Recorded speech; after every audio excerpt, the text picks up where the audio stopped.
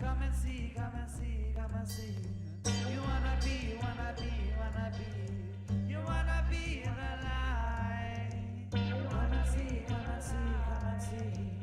Come and see, come and see, come and see. You wanna be, wanna be, wanna be. You wanna be the light. But don't you wanna be?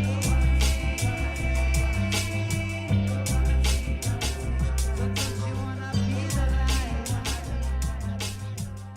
Greetings. Hi. Thanks for joining us today. We have a very special guest on our show, and you're going to be introduced to him today, Mr. Jeremy Garner from New Zealand. A beautiful, amazing human being that has selflessly created so much wonderful content, education, insight, and music for all of you and all of the world to get to experience and be illuminated by. So he joins us, and I would say, and I think that you're probably going to agree with me because we just were talking about it, that it was such a fluid and beautiful conversation that we had with Jeremy. I first came across Jeremy's work on his YouTube channel about a year ago, and the subject of fairies and all of the magic and wonder of the natural world and this other dimensional reality that, you know, is the fairy realm has been such a theme in my life for as long as I can remember. And so reconnecting with that was such a beautiful experience. I did his entire Guide to Faeryland series, which really helped me to hone some skills and to really put my intention out there for connecting. It came at a perfect time because a couple of years ago I had a very vivid experience in a lucid state where I connected with two fairy beings who clearly seemed to know me, and I am wanting, of course, to be able to have further greater connection. And it was just such an amazing experience and one that I'll never forget, and I continue to process. But it was just perfect timing, of course, you know, as is everything. I mean, when you're seeking answers, they just appear, and sometimes they just appear in the form of a magical wizard that lives in New Zealand. Well, we spent a lot of time in our conversation with Jeremy talking about the fairy realm, the fae, and yet we didn't really get into, we were kind of having this conversation between the three of us with a certain mutual understanding of what that is. And I think it probably would be good to just, if you're not familiar, I mean, let's get real. Who isn't? Who isn't familiar with with fairies Mm-hmm. and where they came from? So in case you don't know, even the word, we use the term fae, we use the term fairy, we use the term Faery Realm, the fairy kingdom, the Faeryland. You're going to hear these terms. And let's just take it back, though, on the root of the word fae and fairy, which comes, it's derivative for the word fate. And the fae, the fairies, this dimension of reality, it's really, they are in a higher dimension of reality. Vibrating at a faster rate than we are. But here on Earth, okay? They're very much a part of nature and the elementals and this relationship with the consciousness of Mother Earth. And so they're in a just slightly variant dimensional space from us. And the veil is thin and thinning more every single day. I think that's why definitely within my social media world, the fairies and the fae are so hot right now. I mean, everybody, I know, but everybody is talking about them. It's like it's kind of coming in. It's like, remember how last year fluorite was like the big mineral? Every post had their fluoride in it. And so it's kind of like that. And I always look at that like not as a trend or as fashion, meaning something that's kind of going. I look at that as a positive sign that people are awake and they're Well, I tuned look at in. it as kind of like a shared experience Exactly. that everyone's having. Right, right. And so we're all collectively agreeing and we're like, oh my God, this is so cool. I was out on this hike and then this happened and I felt this. And so it doesn't matter how people are waking up to this, but yet the reality of it is that humans and the Fae have been interrelated for eons of time. And we are our ancestors, humans that have come before, had a much closer relationship, and there was a much higher degree of belief. Well, there were so many these written beings. accounts. Well, and a reverence for fairy beings. There were rituals and, all kinds of celebrations and things that were designed to kind of unify the two worlds. And great measures were taken, to include the fairy beings. And I don't know, just like with all things, something kind of took a little bit of a turn. We took a turn. Well, That's I would what say happened. the age of quote unquote reason, another wicked arm of Team Dark, if you will, in creating a framework to keep us separated and Seriously. divided. And we're not supposed to be in nature, and we're not supposed to be communing with the elementals. And everything in at least Western civilization has been giving this, like this has been the push. So now the reveal is happening in the sense that more people are awake and aware. Vibrational frequencies are being raised left and right. People are remembering. They're remembering their own connections, and they're also, everyone is coming online with these gifts, and the invisible is becoming visible, and it's changing everything. We have worked with so many clients that are either of the Fae, it's very clear, that gets conveyed to us in a session, and or their team, their team of guides include a lot of Fae. And so we've had a number of years where we have worked with them in these various capacities. And it's this conversation that we have with Jeremy today is so illuminating. And he was asked, he was invited into Faeryland, and he was asked To be an ambassador. just as we've talked about in previous episodes with ET Contact. And when we're doing that kind of work and we're reaching out with our consciousness and we're attempting to make contact, you are an ambassador, right? Jeremy, there's many realms of dimensions of reality, of extra dimensional beings that we can have contact with, and the Fae or the Faery Realm is but one. And Jeremy was asked to come in and be a bridge and to be a teacher and to bring this information back to this side of the veil and to share this. And he created such a beautiful and concise and informative and awesome series. That series on YouTube where he is just, it's a beautiful gift he's given. The tools, he's done the research, he's done all of that. He's been following his own excitements and what he's guided to do. And you all know how much we love to talk to people who are doing that, who have done that. And Jeremy is definitely one of those human beings. And without further ado, here's our conversation with Jeremy Garner.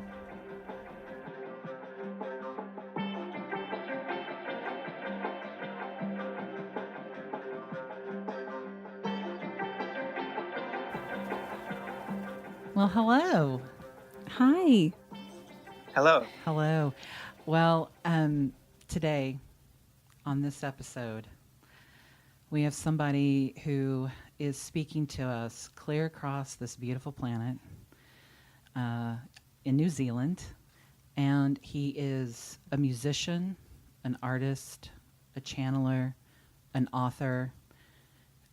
He has such profound gifts, and we love him so much, and we're so glad he's here with us today. Mr. Jeremy Garner is here on the show. Thank you so much for that beautiful introduction. I appreciate it. Well, you're amazing. Every word was true. And true times Thank 10. Uh-huh. Yes. How are you? I'm doing great. I've only just recently come back to New Zealand about a week or so ago, so I'm just adjusting to the different energies because I've been in America for more than a year, and it's been quite a big adjustment to try and get back into this energy. But it is really beautiful right now. Things are going well for me. Where in New Zealand, which side are you on? So there's the South and the North Island, and I'm in the South Island Okay. in a little town. Did you grow up there? I did, yeah. Born and bred. Born and bred here, yeah. Well, we have one really important question that I'm sure is on everyone's mind, which is, Okay. have you been to Hobbiton? No, I haven't. I actually wish I had. I would love to visit there. I know that they have it sort of set up in the North Island, I believe. But no, I have not actually visited that yet. I really do want to do that. You need to go there and take some pictures and send them to us. I know, isn't it crazy? Like, you can live in New Zealand your whole life and not see something like that. But yeah. Okay, let's talk about New Zealand. Okay. Never been there, but it is known throughout the world for having beautiful, pristine nature. Mm-hmm.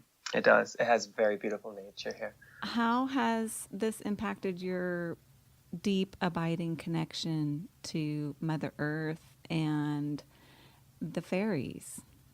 I think immensely, but I think in ways that I wasn't aware of until experiencing other areas outside of New Zealand. And one thing that I was really shocked by in going to America was that a lot of the nature places there are actually equally, if not more beautiful in many cases. The mountains and the forests that I explored in America were some of the most beautiful and ancient things that I've ever witnessed, and I wasn't aware of that because you don't really see that as much in the media, I guess. Mm-hmm. And the energies are very different. They're almost not comparable. I feel that New Zealand has this very I don't know how to describe it, actually. It's a very it's a place that is very different and separate to the rest of the world in its own way. It's got its own energy that you don't really feel. Well, it does in other feel places. like that. It does energetically feel Yeah. like that. I mean, I think I've tried to separate my own perceptions of New Zealand. One, because I've always wanted to go there, but it's also formed by how many, people, the movies that are shot there. We have it in our mind Yeah. of seeing all of these aspects of it. And then, of course, we're huge fans of Taika and of Jermaine and of these, of having this different perspective of their point of view of New Zealand. Yeah. And yet, when we were discussing this and talking about you growing up there and living there and how we view it, it just seems like it has its own, like, completely, and probably, maybe, is that just because you are these islands and you're kind of separate from everything, and yet there seems to be a whole different kind of magical vibrational it frequency. just feels like Yeah. ancient magic. Like, are there natural vortexes of energy there? There are, definitely, yeah. I mean, there's like one place that I went to in New Zealand where there was like a mushroom ring, and there was this Fairy ring. big, beautiful ancient tree next to it. And I stood inside the mushroom ring, and then I looked up, and the tree was just swarming with these little energy patterns and orbs and sort of gray blobs that would just swirl all around, and they just swirled all around me. And then even once I had stepped out of the ring, they completely affected my reality for hours. And I had to drive after that, and I actually had to pull over because I couldn't physically see through the through window in front of me because it was just completely overtaking my vision. Wow. Which you might, it could appear to people if they were experiencing that they were actually about to faint or going through some kind of mental thing. But honestly, it happened after I stepped in that mushroom ring, and I know it was connected to that. So there is definitely these vortexes and sort of portals here that I have discovered, and I think that they have been paramount in me discovering what I have about fairies. And there's also just this overall energy from being so close to the ocean. You can really get to the ocean from almost anywhere very easily and quickly. And just having that always around has deeply affected the energy, I think. Oh, yeah. I would think there would be no doubt about that, for sure. Okay, so I want to back up for a second because I want to talk and ask you about how your original connection with the fairy realm began. Like, what was it? We have lots of questions about that, but let's just go back to like the beginning and talk about how when you became like completely aware. Like your never turning back moment. Like, this is what this is. Oh, yeah. I mean, I was always into fairies as a child even, and they were always so fascinating to me, and I always wondered about them and had a lot of interest in them. But it wasn't actually until around, I'm guessing 2012 or somewhere around there, maybe a little later, I started to connect to them through... I basically had a large collection of books on my computer, and I decided I was going to learn everything from those books about everything that I could. I just said, I'm going to learn everything that I can.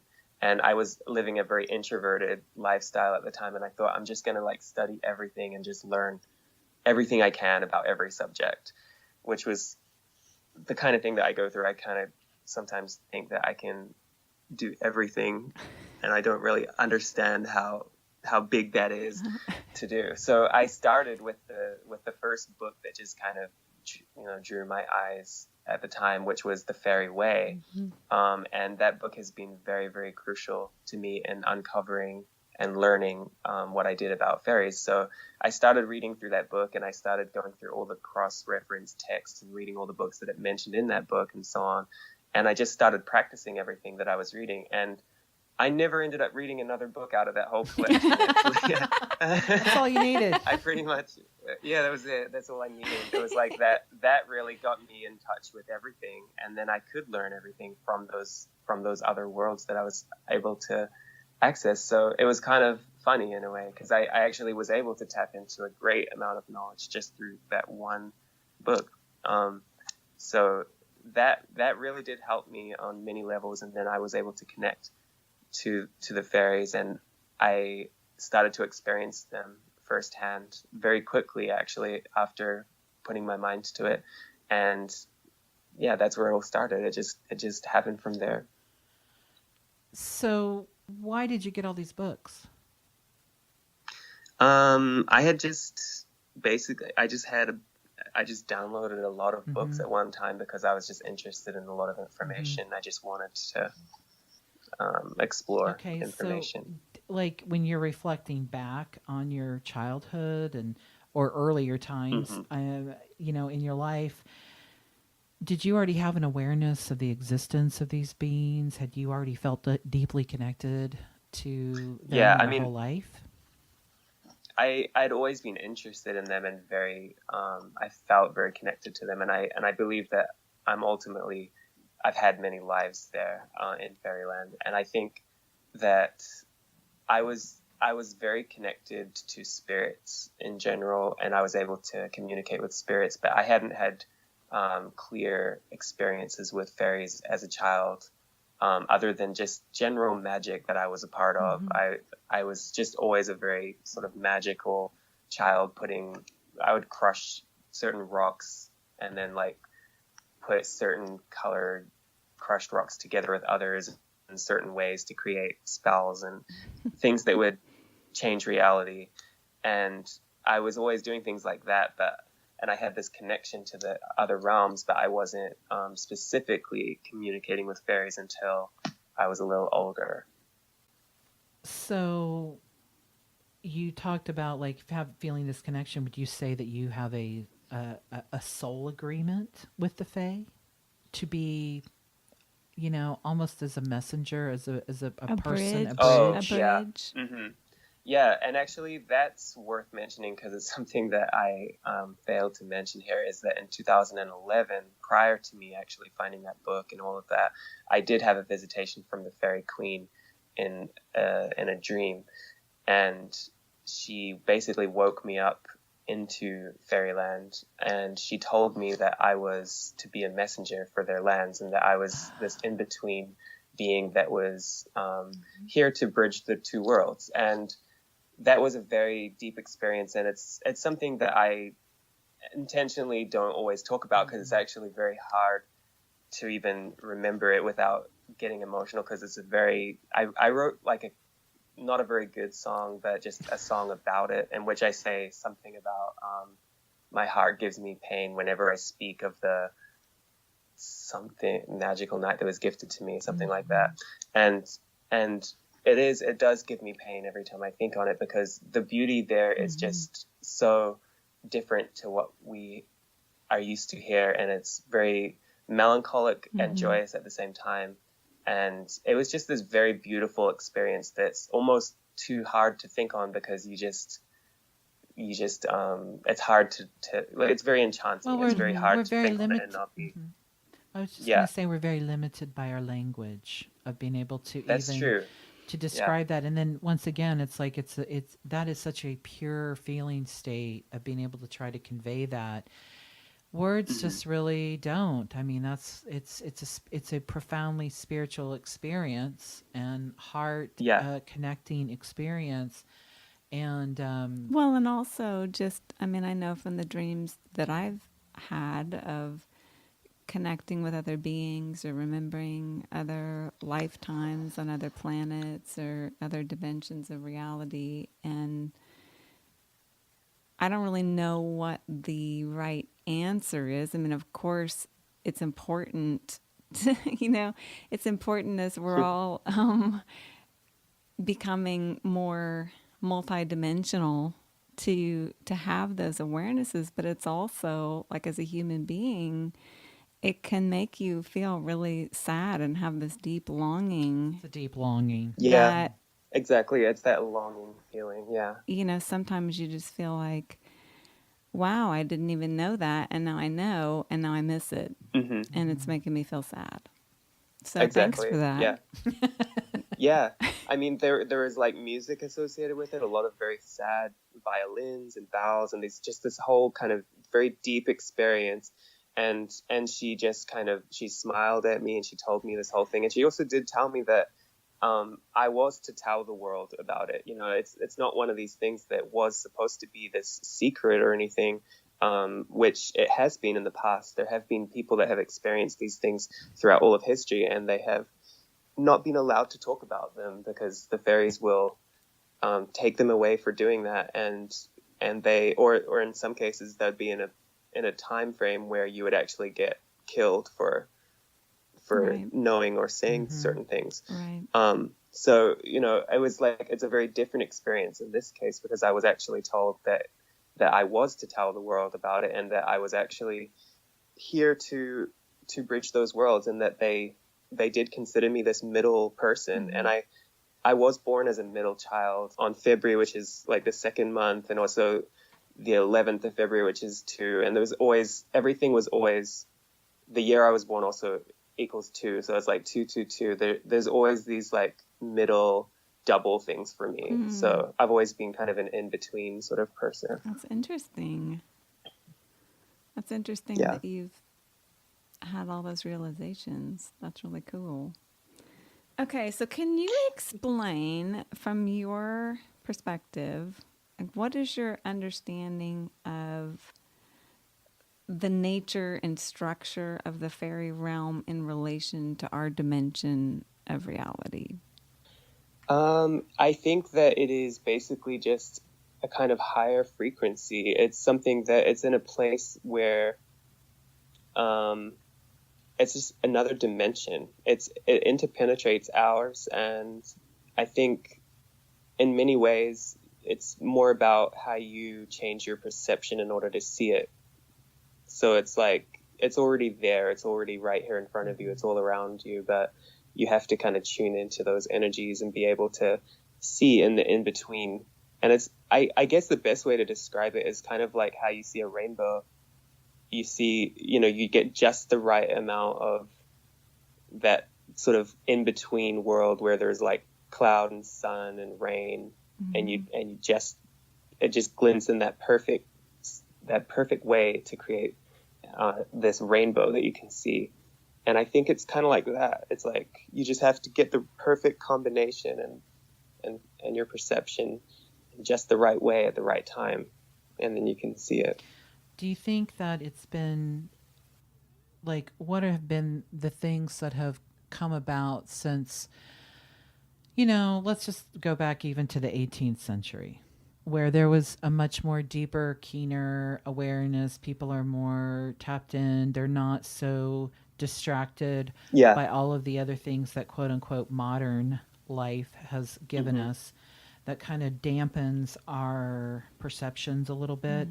And so because I'm like reflecting back, just from the historical nature of what we know, that culturally, collectively, that people at the turn of the 20th century were fascinated by fairies, right? We had the infamous photographs of this, and then the people having this awareness, and then being in so many places, and then like there are these different ideas that the collective has that we, on one thing, like it's like with ETs, right? If you were to ask people whether or not they believe in ETs, we know where the numbers are percentage wise, is that the majority of people believe in the existence of extraterrestrial life, right? And so and when you begin to talk to people about their they may call it phenomena, or there may be sightings or this or whatever, but they also, there's this core knowing of the truth of it. And there seems to also be right now at this time, because we experience it with our clients, we experience in our sessions, that there is such a deep connection with that realm. And, for you to have come and or to have been invited, I should say, you were invited and you were asked to do this work by the Fae, that bringing this information forward at this time is so important right now, because it is all kind of coming together in this way, and people are beginning to make these higher level connections. But it just seems like the day used to be that everybody totally believed in the existence of fairies. They did, because they were actually a lot closer to this dimension, and often would even come into this dimension in ways that were very tangible and physical. So you would be able to see them, and a lot of people have experiences. You can really read a lot about those in the Fairy Faith in Celtic Countries book, for example, where there's just thousands and thousands of experiences of people seeing them and experiencing them, and this wasn't even that long ago, and there has been these big changes that have happened, and as people got more and more out of touch with nature, that has had a big impact on it, and less respect for them and things like that. Also, there was, like you said, the belief in them was very important, because there were constant rituals or things that people were doing, or things that are now viewed as superstitious, that were actually being done in such a way that was encouraging to the fairies. And so there was just this overall belief in them, and I think that was a powerful time. And then, like the photographs that you mentioned, I don't know if you were talking about the cottonleaf fairies, but that's the one. Thank you. Yeah, so like that was at a time again where you're seeing this like great resurgence of belief in fairies. And actually at that time, while people were believing in those photographs, that was a really powerful time for fairies, because there was a lot of belief in them and a lot of that understanding of them. But then what happened is that they obviously discovered that the photos were fake. And then what that actually did is created this ripple effect of actually quite the opposite, and it destroyed people's belief in the fairies, and it made them feel that they had been tricked, much like how a child is taught to believe in Santa Claus, and then they find out that it isn't real, and then they don't believe in God anymore, and things like that. Right. So it's like, because of that, the fairies were very upset with that whole situation. And I mean, I've actually been told by the fairies that they trapped those those girls in one of the photographs. And the only way that basically in the fifth and final photograph, which is the only one that was ever said to be actually authentic by them, their souls were trapped in that photograph. And the only way they can be freed is for people to actually believe that they are in that photograph. And of course, nobody will believe that, because they themselves have created this inability to believe in fairies. And so they basically wanted to teach them how that feels. And so they're kind of trapped in that photograph for a certain amount of time. Wow. Until the world does believe in fairies again. So it's like, that's the kind of things that fairies can do. And that's why they're considered mischievous. They do it for teaching you lessons and giving you an experience of what kind of things you're doing and how you're affecting the world with your words. And it's like a higher dimensional schooling, you know? Yeah. Well, they're going to hold people accountable. I mean, you don't get to play that you don't get to be like that when you're moving into these higher dimensions of reality, and there is less not opportunity, but you are going to have resistance if you do not have transparency and authenticity, right? Exactly. Yeah. Well, basically, those girls really sort of created a lot of humiliation for people that were very renowned, like Sir Arthur Conan Doyle and things like that. Where, you know, and these were very spiritual people that you know, really, really believed in it, because they were right to believe in it, because there really were fairies around that area. It's just that they were, for whatever reason, deciding to create this fake image. Well, the joke was on them. Yeah. Let me know what it feels like to be trapped in a photo for eternity until the collective decides to believe in fairies again. Which, good for them, because this is where we're headed. I'm like, you know, we need to start a campaign. They need to go free them. That's where we're headed. Free them from the photograph. That's the thing. I mean, it's always to lead to the benefit of all in the end. And that is what will happen. It's like everybody will benefit from it. It's not designed to be this malicious thing. It's not entirely as bad as it sounds. It's just that's part of the mischievous nature of the fairies. Well, I know that my mother, and everyone's heard me on this podcast make reference to my mother, who I loved more than anyone on this planet. But my mom was very religious, and it was Staunch very, very difficult for me to grow up with my special gifts and abilities. That it was made very clear to me, let's just say, that her belief system was that all of that was the occult and demonic and, you know, whatever word you want to put around that. So, I mean, that is not something that I really shared or talked about with her. But the one thing that she did completely believe in, which I find kind of funny, and this whole, you know, getting connected with you has made me revisit a lot of this, which has been awesome, was that, you know, she totally believed in fairies. Like, fairies were a huge theme in her life. I mean, we had fairy stuff all over. She would tell stories. She wrote a novel.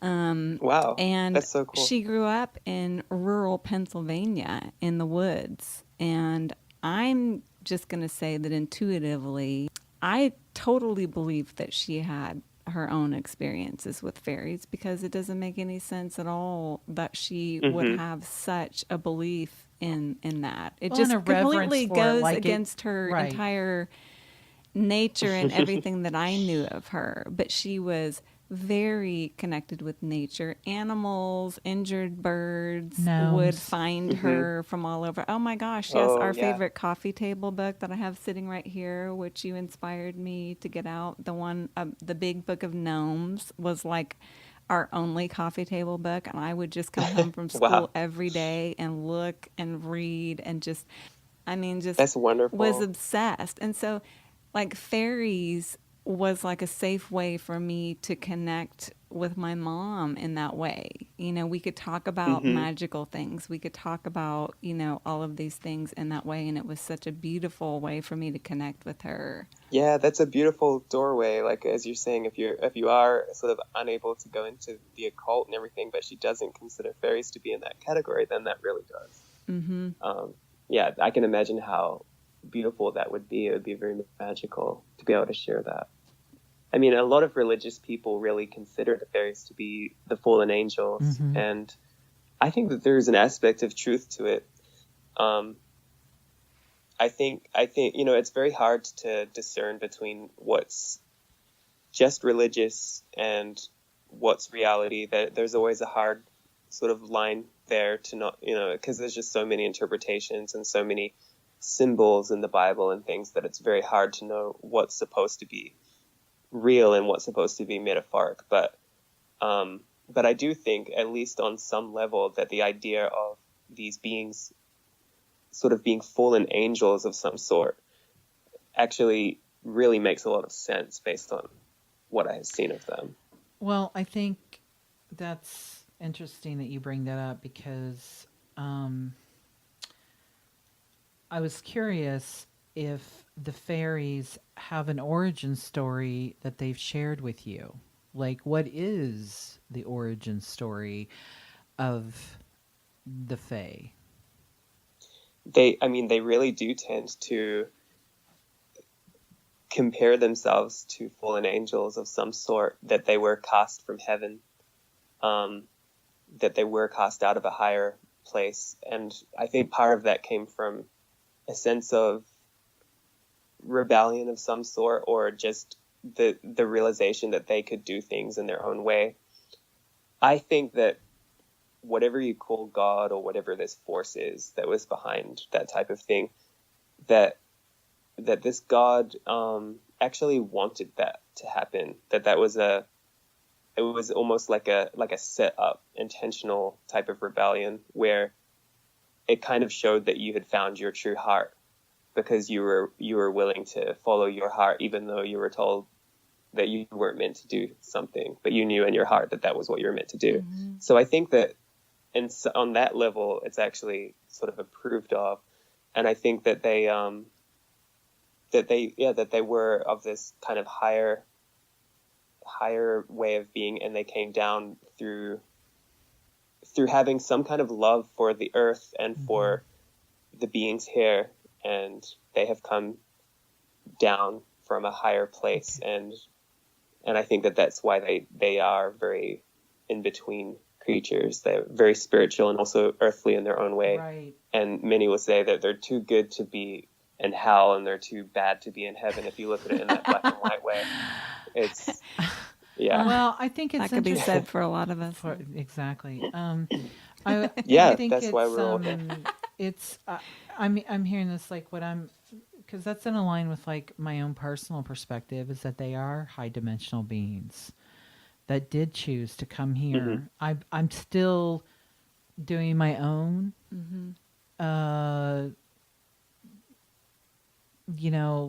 I don't want to say investigating, because I think I'm really more like processing and ciphering it out. But it's like, Melissa and I both have had our own personal experiences, our own awarenesses.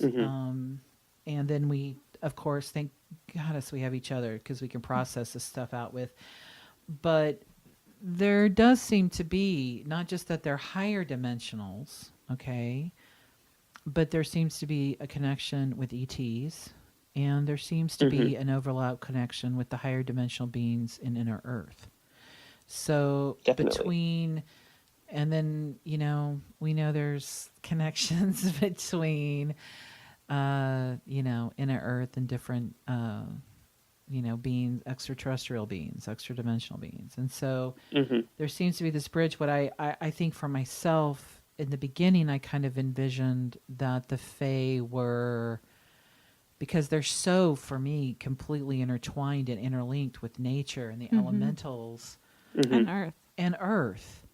But Yeah. I'm curious as to your perspective on these interrelationships, and how is that just a higher dimensional aspect that there is all this connectivity, or what is your perception on those Do you mean connections? connection to But nature and yeah, well, yeah, well, not just that, but like with ETs and other extra dimensionals, and like oh higher yeah. dimensionals in inner Earth. That let's start Yeah. with that connection first, because we're definitely going to be There's talking been about many nature. yeah, there have been many connections made, obviously, between fairies and aliens, because there's many similarities. Like a lot of people that have seen fairies have been struck down by paralysis, just like they do with aliens. A lot of them have experienced time distortion, where they've lost a lot of time. And all of these types of things which people describe with fairies have also been described a lot with extraterrestrials. And so I really researched this a lot for a long time, and I questioned it. But because I have had experiences with both extraterrestrials and fairies, I have been able to discern that there does, to me at least, seem to be a difference. And I know many really great thinkers and people who have really seen into other dimensions have come to their own conclusions that they are just the same beings that are able to take different forms based on what people need at the time to understand. And so the fairy rings and things like that could be now compared to crop circles and things like that. But I think that they're actually separate things. And the way that I look at it is that extraterrestrials are in some ways like the fairies of other planets.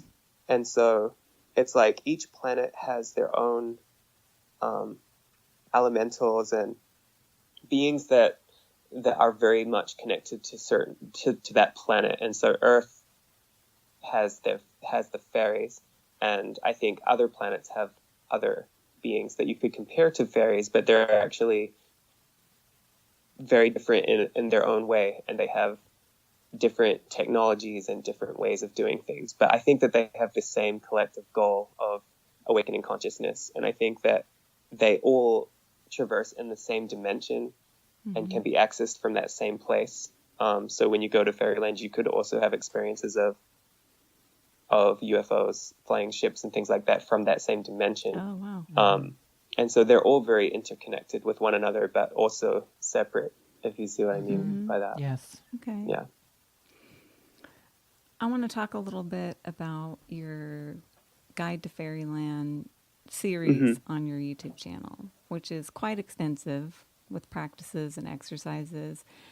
And we just got so excited because your approach from our perspective is really like the key to unlocking the door to your own consciousness, to connecting more deeply with Mother Gaia, other realms, dimensions, star systems. I mean, it's very similar to what we would describe as our own technique for vectoring or doing like CE5 work for connecting with extraterrestrial beings.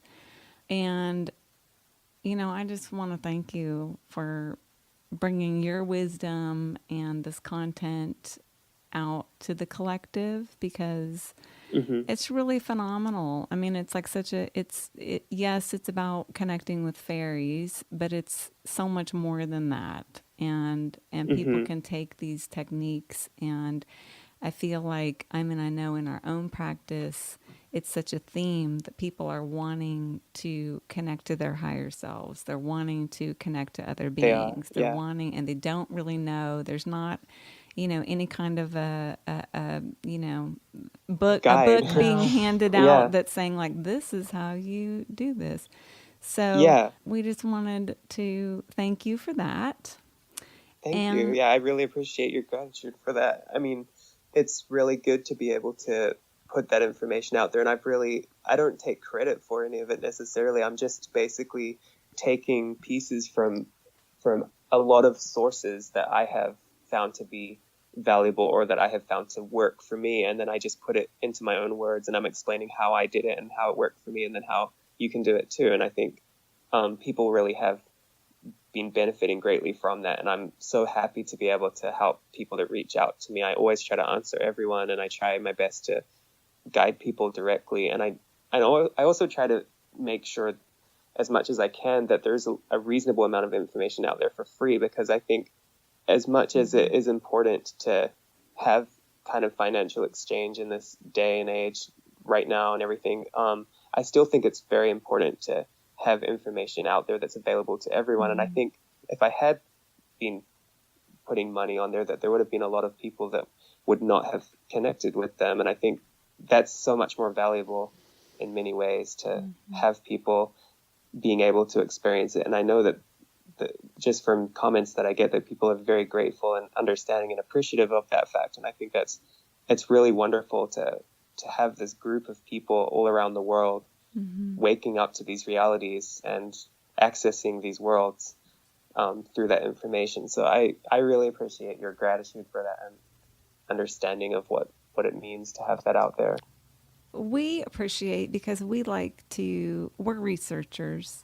I mean, if we find something just like you that excites us, we'll have a stack of books in no time, and we're on the internet, and we're just going to town getting all the information that we can. And so putting it together for people the way that you do, you kind of like offer this historical perspective, and this is kind of like the from what, through what, to what. And I love that. I mean, we just love that so much about this series and how you put it all together. You did the research that people don't have to, because not everybody's so like happy. That. I mean, not everybody is like that. That's what I always wanted growing up. I was always into fairies, and I wanted some kind of clear, concise course that would just be like, this is what you do, and if you follow these steps, then this is what will happen. And I never found that very easily. And then to be able to provide that in some sense is really beautiful. It is beautiful. Okay, well, speaking about going to Faeryland, can you briefly describe your process for connecting? Is this something that you do all the time? Is it something that just kind of you do it when you're guided to do it? Are you? Yeah, at the moment, it's something that I do only when I'm guided to do it. When I was first exploring it, I could not stop doing it. I kept visiting there all the time to a certain. I mean, it got to a point where I was pretty much unable to easily interact with the physical world because I was so far gone. And there's a great quote in the Neverending Story that talks about Fantastica, which in the movie was changed to Fantasia. But in the book, it says that there are some people who can visit Fantastica. There are some people who can't. And they're saying that there's people that go there and they never come back. And there's people that can't go there. And then there's people that go there and they come back. And then those are the ones that heal this world. And that's really how it is there, because that story talks a lot about how the main character kind of goes into this fantastical land and gradually begins to forget his memories of the other world and just slowly gets more and more immersed in there to where he could have lost himself and got completely stuck in that world, and then it wouldn't be as useful to bridging it. And so for me, it's been this idea of trying to balance it out and trying to get to a place where I can visit it without being overtaken by it, to where it can't completely rule my reality, to where I can't function very easily anymore. I can imagine it would be kind of interesting trying to go back and forth between these two. It is. places. It's hard because it's Well, do you have so physical? beautiful. I know, but then do you feel a physical sensation like we talked about earlier when people have had their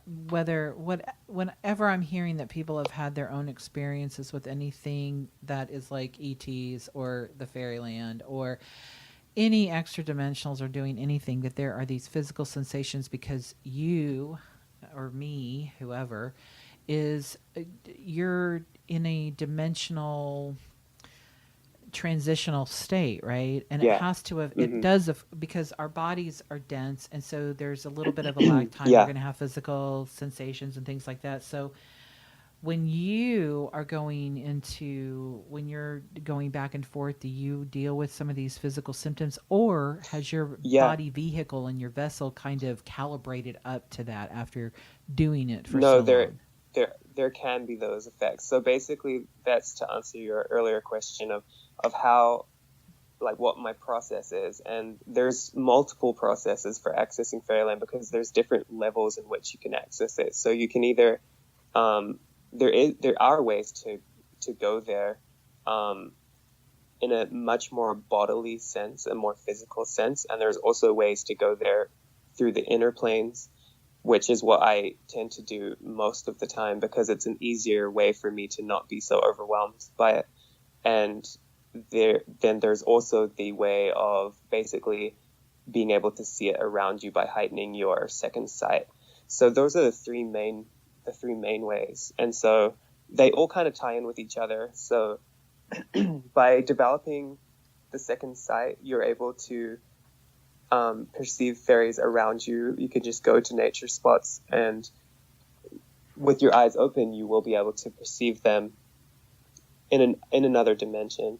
And then there's also the way of, with your eyes closed in deep meditation, you go into deep trance and you basically are just taken away completely, but you have extremely vivid, tangible experiences that take place in the inner worlds. And those are some of the most profound and realistic things that can happen. And it's not just all in your imagination. I mean, there's things that you see there that you will come out of that trance, and then those things will come into your reality, or you will have been shown something that you will then be able to verify in the physical world. Like they might tell you to go to a certain spot and you will find a certain item there or whatever, and you go and then there it is. So it's like there's things that you learn in these trances that verify to you that there's something much bigger going on than just you thinking about it in a very lucid way. And then the main, or the more difficult one, which can have those physical symptoms you're talking about, is when you actually can submerge yourself physically into a different dimension. And I'm still learning a great deal about what that actually is, or what that process is, because I have done it accidentally a couple of times and I don't exactly know You how spontaneously did it? Yeah, a few times, yeah. And that's actually how I've had my extraterrestrial experiences too. So I basically find myself in another dimension in very physical form. It's just as real as this, and it's not a lucid dream, because I've had many of them, and it's very different. And it's not an out-of-body experience or an astral experience, because I've had them too, and it's very different to that. It feels basically identical to the physical world, and you cannot fly, you cannot put your hand through walls. It's all very physical, but you're not technically in the physical world because nobody else can see you, and you're just experiencing some other dimensional thing, and then things can happen in that dimension which other people in the physical realm are not aware of. And so I have only ever experienced that in times when I have been completely alone, and so I don't actually know what people would see if they were looking at my physical body. I'm not sure whether my physical body itself is submerged in another dimension and I'd be invisible, or whether my physical body would just appear to be asleep. I don't actually know. I'm still learning about it.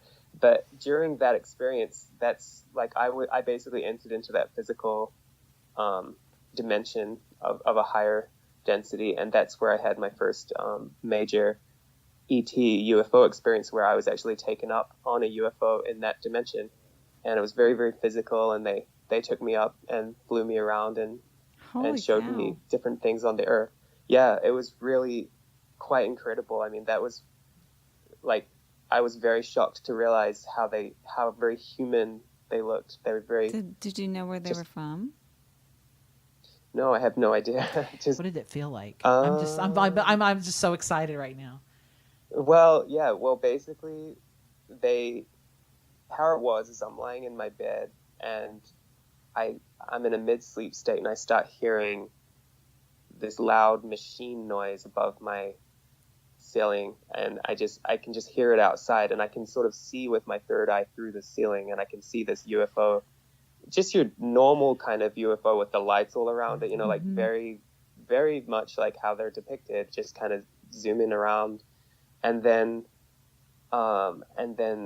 I started waking up into a kind of, I guess I just entered into that dimension somehow. I don't exactly know how it happened. And I believed that I was in my physical body so much that I was getting my phone so that I could take photos of it. Like I was I was convinced that I was in the physical realm.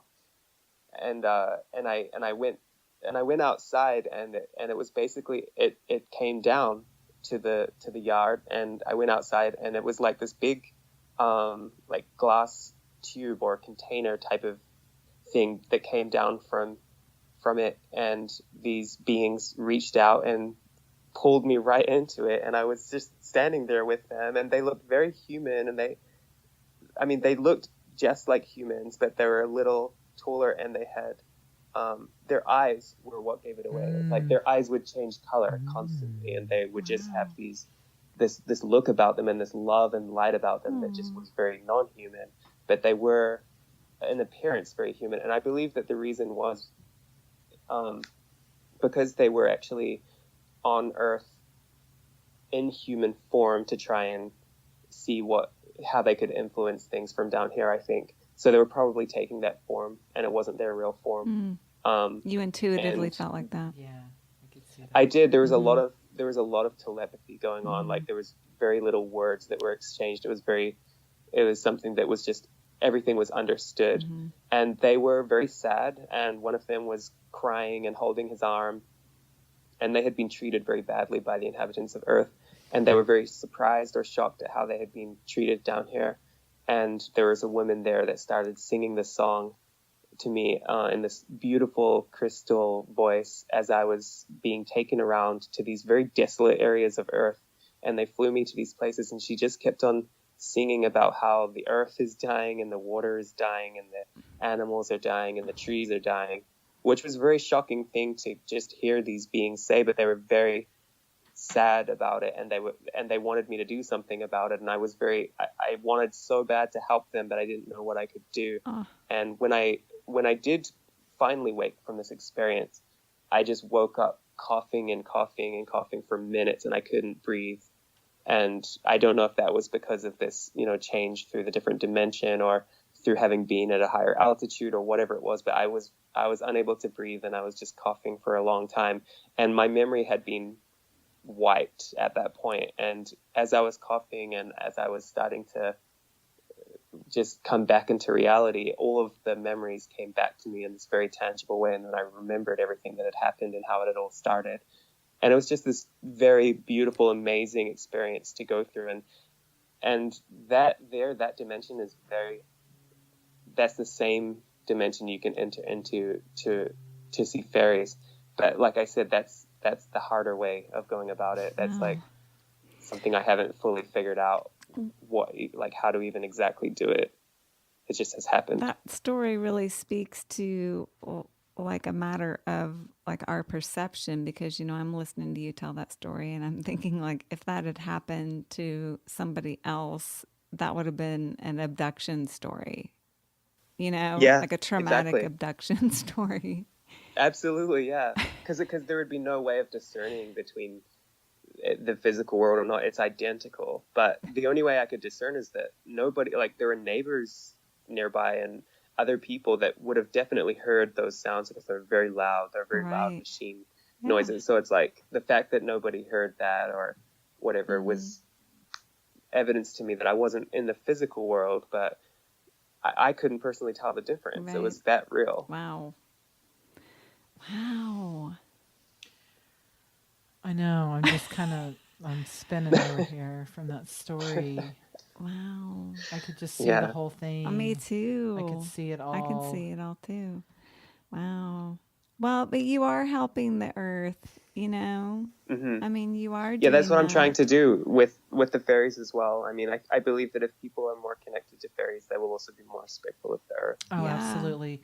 And you may just be like a beacon of light, and these beings, these extra dimensional beings, are like, oh, there's a light on there. Let's go there. Let's go try that He's door. going to relay the story how it needs to be relayed. and make these Yeah, yeah. connections, right? And so, Hmm.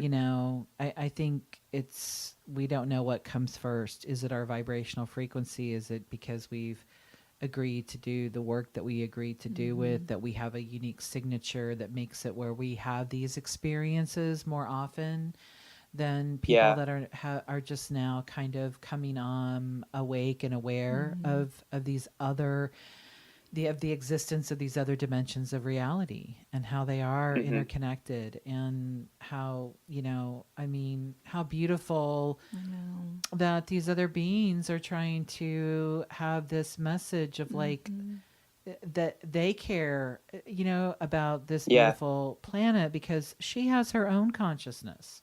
Yeah. We're a part Yeah. of a conscious being's Well, I'm existence. sure to anyone else in the multiverse, it probably seems absolutely insane that we would treat our mother Yeah. planet the way that we Yes. do, Mm-hmm. with Exactly. And no connection and no awareness of how it's going to come back and bite us all in the hmm ass. It has, I know it's true. you know. The fairies and extraterrestrials are both very, very strict about that whole topic. Um, it's a very strong one for them.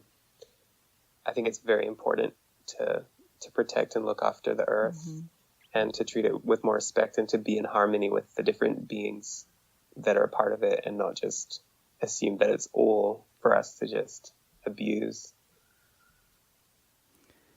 Thank you for sharing that story, by the way. I'm Hmm. blown away by that experience. How I'm long like, ago did that I could just happen? talk about that for an entire podcast, but I know that we. Yeah, that was in 2014. Wow. And it was the beginning of many things for me.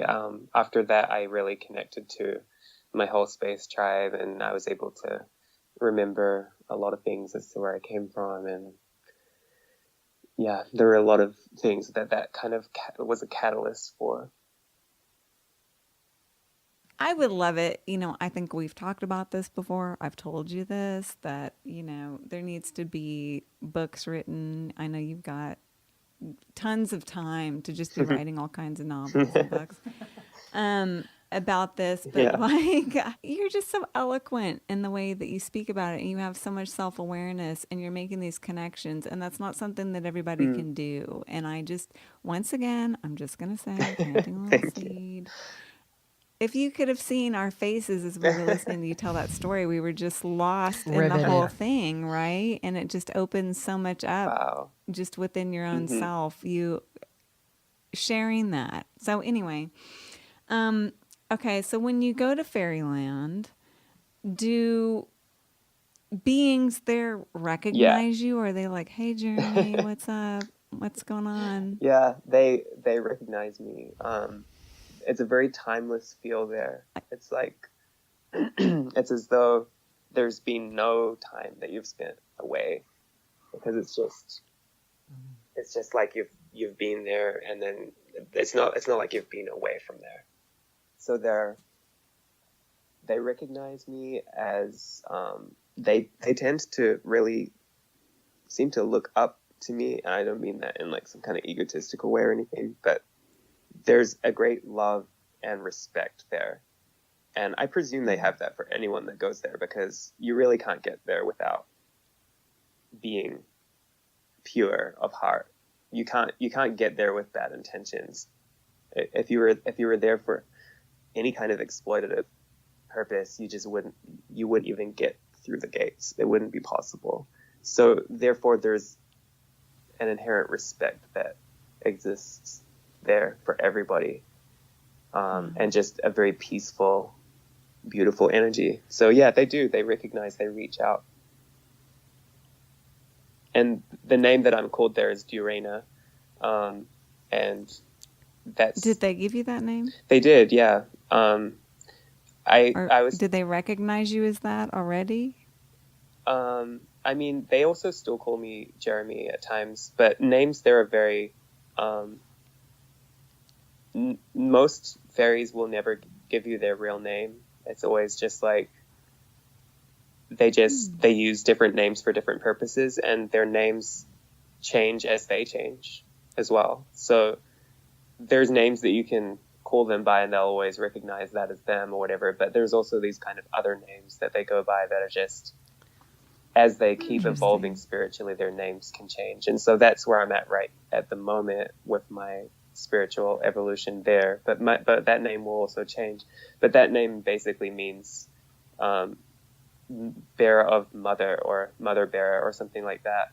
And it's connected to the water elements a lot. And yeah, there's just like a lot of things like that where I think that they keep their absolutely secret name just completely to themselves, as they used to do in ancient Egypt. Everybody would have kind of their known name in Egypt, but they would also have a more secret name that was just for them, kind of thing, because it was very powerful, and it could, if others knew what that name was, then they could have a lot of power over you. That's So interesting. when you're going to Faeryland, are you accompanied by guides, your guides? Yeah, or sometimes. Do you... Okay. I'm able to, I have one guy named Zilka who has accompanied me when I call him there. He's taught me a lot of things about energy work and healing people from a distance and things like that. He's also, they're basically all fairies in a way are my guides. So I'm not always with him, and that's just one being I've had a lot of training with there, I guess you could say. But there's just a lot of the time now I actually do go there just on my own, but I always feel surrounded by love and support, and all of the beings that I meet there are basically my guides when I'm here. Like they're always around me, always helping me, always making sure that I know that I'm not alone, and that there's no such thing as being alone on Earth. It's true. It is true. And that's the thing. It's like we forget how connected we really are, and that's been by design. Yeah. We're breaking free from this old programming and this old paradigm framework that had been put in place, and to create division, to create separation, and especially now, it's just like there's so many things we feel connected with you on, but being in nature and connecting through this way of being out in that, and how vitally important that is. Exactly. It cannot be ever understated or overstated. No, the world is very backwards, and I think it is understated. I'm trying to overstate. Yeah. I think that the world has been designed to be backwards, back to front, and that it's all designed to keep us divided and not united. Every aspect of it, when you look deeper, you can see that it's been layered to try and divide us more, and they're still trying to do that. And I think, I just found out yesterday that even the word sex comes from words that mean division, to cut, to divide, to separate. And that's literally the word that we use for coming together, and in this union, people having sex with one another is literally that word is related to like section, and the idea of sectioning something off and dividing. So it's like even the word for the most unifying thing is actually a word that means division. So it's like there's so many layers like that. And that's so important to have that awareness of the language that we use. Yeah. I think that for me personally, that's just something I'm always looking at what the root is. Me too.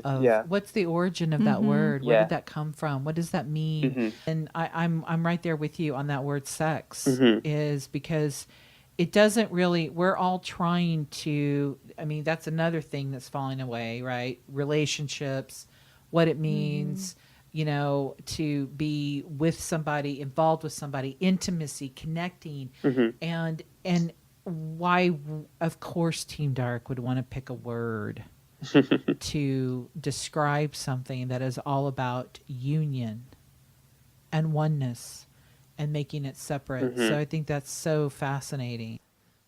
I know that in my own life and in my own practice, I have been intuitively guided, especially in the last year, to be particularly mindful of every single word that I say. Like, it feels like all of a sudden words are so powerful. Yeah. They're like, thoughts are so powerful, words are so powerful, emotions are like, it's exponentially just so powerful. And yeah, and I mean, I think it's funny that so many of these words are at their origin so I have think a completely different meaning, and we're just saying them over and over and over And again. reinforcing that concept over and over with that by saying that. Right. That's why it's important. yeah, It is words important. are so powerful, and that's again why they don't share their inner names. And there's a lot of magic that are found in words. The word grammar is directly related to grimoire, which is a magical text, and the idea of spelling in general is just like casting a spell and all of these things. So there's like a lot of connections of magic with words. And I personally believe that we only have half of the alphabet, and that alpha and beta are 1 and 2. 1/2 is half. And I believe that 52 letters is actually what is meant to be, not 26, and that that there are sort of 3 missing vowels as well, and that if we had those vowels, we would understand how to pronounce the name of God. And I think that nobody knows how to pronounce God because Hebrew does not have the vowels, and so it's just YHWH, and so people have assumed that could be Yahweh or Jehovah or all of these different ways that nobody exactly knows how the right way to pronounce it is. And I think that it's actually because we don't even have the vowels at all to put in there, and if we did, that would be a very powerful thing to have. It would be like having the word itself that could change the entire planet. Wow. I know we're all lost in some deep We need to thought get right now. Indiana Jones on that. Find Find the missing the other parts of the alphabet.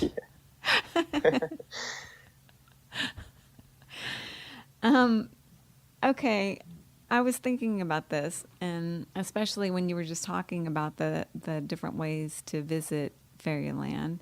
From my understanding, from my experiences, when we visit a higher dimensional realm, okay, like we're usually in the astral state, right? Either in a deep meditative state, astral projecting, or in a dream state. But we appear fully physically manifested in their realm. Do you ever, or have you ever run into any other humans that are visiting there when you are? Yeah. And you can recognize them as such? Yeah, for sure. Wow. Wow. How can you tell? Is it that obvious? Is it just energetic, or well, because you're just so, I've like, you know actually- everything while you're there? I ran an advanced Faeryland course for a while, just like privately through email and things like that. And the people that I was leading through different initiations in Fairyland and things like that, I kind of taught them how to even invoke me there. And I was able to overlook some of the things that they were doing, and I didn't always actually interact, but I was able to see them and just overlook some of the things that they were doing and what they were going through and how they were doing with different things, so that I was able to give them better responses. And so, yeah, that's not something I've explored too much, or I haven't had these intimate connections with other humans in these lands or anything like that, but I have seen them. I've seen them wandering around. Wow. That's so cool. Yeah. As you can do with lucid dreams too, of course. You can all meet up in dream worlds and both come back and remember the details. And that's in a different dimension, but it just shows that it's possible. We used to play around with that. Oh, yeah. We've had some friends where we've tried to, like, okay, let's all set our intention to go here. Did that work out? And Like, there. did you have?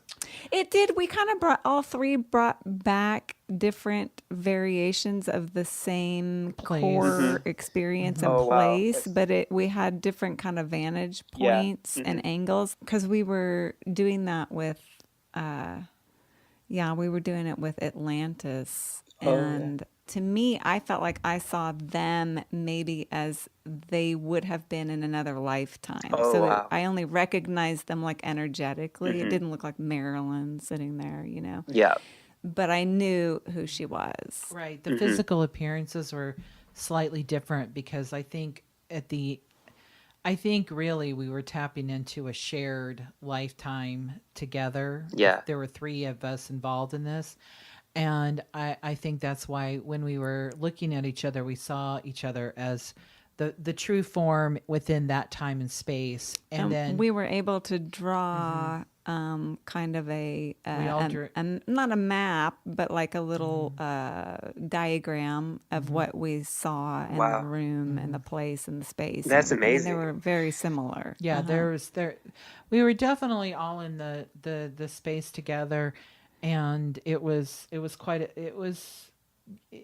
that's a real thing, and it just takes practice. This is with all of these things, is that the resistance is lessened overdoing it with frequency, with Yeah. just committing to it, of course. And if we're doing that, that's because our intention is there. And Exactly. that's just everything, right? So when we were just talking about diagramming our space, have you mapped out your what Faeryland kind of looks like? Have you I've had people got that together? People have asked me to do that, and I love the idea of doing that. I've always wanted to sort of map it out in a way. I haven't physically done that. I haven't drawn out any kind of map or any kind of description of it all. It's all in my head, and I kind of know how to navigate it when I'm there, but I haven't drawn it out. I have done that with dreams, though. I was able to have this whole experience of the Egyptian underworld at one point, and I drew out that whole map of how that looked and where all the chambers were and how that all looked. It wasn't, I'm not a very good artist as far as when it comes to drawing things, but I just I tried to sort of depict it as I had seen it exactly in that experience, and I like the idea of doing that with Faeryland as well. I think it would be very beneficial to Do you feel like you might need permission to map it out? Like you might Do we need to ask find them? you a cartographer to help you? Yeah. I don't know whether I'd need permission to do it. I think it would be okay. Okay. Yeah, I don't think it would be a problem to map it out. But I do think it would be kind of difficult to do because there's a lot of things that shift and change. It's a very swirling kind of thing. So it would be a little hard, I think, to create. I think that you could create these tangible sort of points where you could map those out. But as far as the things around them, it's almost like trying to map out a tree here and then the next day the tree's not there anymore or the leaves are gone and everything. It's like it's changed from when you last saw it. So it's kind of hard to solidify such an energetic realm. What is their perception or understanding of our dimension of reality? What is their perspective on that? Or do they just not really concern Or themselves? does it, it's like whatever they're doing. Yeah, Those they humans. have some things to do with this reality. I'm wondering if I still have this book laying around that I actually was asked that question, and I asked it directly to the fairies, and they answered it, but I don't know if I have that around. Yeah, maybe not. Well, oh no, here it is. Okay, I found it. So the question was, what was it again? That it was how they perceive. Like, how do they perceive our dimension of reality and humans? Oh yeah. Within the So 3D, the 3D world. the question somebody else asked me was, how do fairies see or sense the human world while they reside in Faeryland, which is another dimension? Is that the same kind of question? Yeah. Yeah. So I actually went to Faeryland and I asked one of the fairies there to answer that question, and he said very specifically these exact words: We do not concern ourselves much with humans. If we wish to pursue them, we will observe and contact them directly. We see them as shadows in a glass from beneath this realm. These dimensions interpenetrate only through the accumulation of senses. Affinity of will is the common thread. Our land is intermingled yet separate in the sense that we can inhabit the spiritual counterpart of earthly realms, though greatly invisible to those without the sight. If they wish to see us, they can do so if we wish for them to see us. I will add that we were once much closer than we are now, and we welcome only those pure of heart to the secrets of our land. There are some of us who concern ourselves more intimately and closely with the affairs of humans, but many of us are tired of their ways. When we wish to see them, we have but to ask, and the observers report to us of their doings. They infrequently reach us, and we feel the efforts of those helping us upon the earth, far more than the attempts of obliteration. You are a bridger of our worlds, and so we learn much from the travelers of both ways. The veil between us is thinning, but there is much work yet to be accomplished. So that's what they had said to that specifically as an answer. But Wow. I think that kind of summarizes it. It's like they can see it, and they do. And I would be curious to know how they actually perceive us, like whether it's very physical or more like energetic and things like that. They probably see auras and things like that a lot more, but obviously I've never actually seen through their eyes, and I only can go by the things that they've said, and they're often a little vague. Like it's not always easy to discern that type of information, but yeah, that's what I've got from them directly anyway. Wow. Well, I think that description of, what was it again? Like through the glass. Oh yeah, I like that too. Like dim. Yeah, exactly. I mean, Yeah. that to me, it's like you can see an outline, but it's, I mean, you There's can not a see lot of it, but detail, it's but you not, can see it's a form. little. Exactly. And then I think That was a beautiful I think description. when you kind of tune into their worlds and you visit them even in a trance state, then I think that you would become much clearer to them, because you would be getting into their world, and because Right. they don't seem to be interacting with me when I'm there as though I'm some kind of like dim thing that's just like Right. this smudge. Right. Well, you probably really appear physically Yeah, manifested. it seems to be much more tangible. So Mm-hmm. yeah. Wow. That's just amazing. Mhm. I mean, all of it. And I really liked, or what I clued in on when you were just talking about that, is just the comment about that the attempts to connect and to be helpful and I felt to, more than the attempts of obliteration. yes. Yeah, I love that as And well. I love that. Hmm. I love that, But because it's really true for all of us in everything. Yeah, for sure. know? The best thing you can do when there's a lot of negative energy, I think, is actually just not even give it any attention. I think that Right. by placing your energy upon it, even to be upset by it, you're making it stronger. As Exactly. Totally. I mean, the whole world is upset by the president, but they like kind of made that happen in a way because they put all their energy and attention upon it. It's like it's all an Yeah, energy that's thing, you know. That's a touchy subject over here, That's- but we share the same kind of perspective. Right. So we share the same perspective Yeah. as you. Anyway, we'll let that just stay there.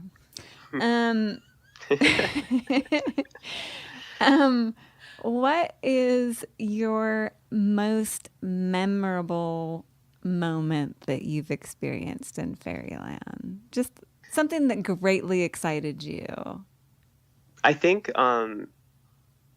for me, it was when I first met this tall fairy being who was very elven-like, called Rosaline, and she played this song for me called "The Tale of Lovers Torn," and I've recorded that song, and she wrote the song just for me right then and there, and it was just this absolutely beautiful, saddest song that I'd ever heard, which I cannot possibly depict in this earthly realm, and it doesn't come close to what I heard, not even 1% of what I heard.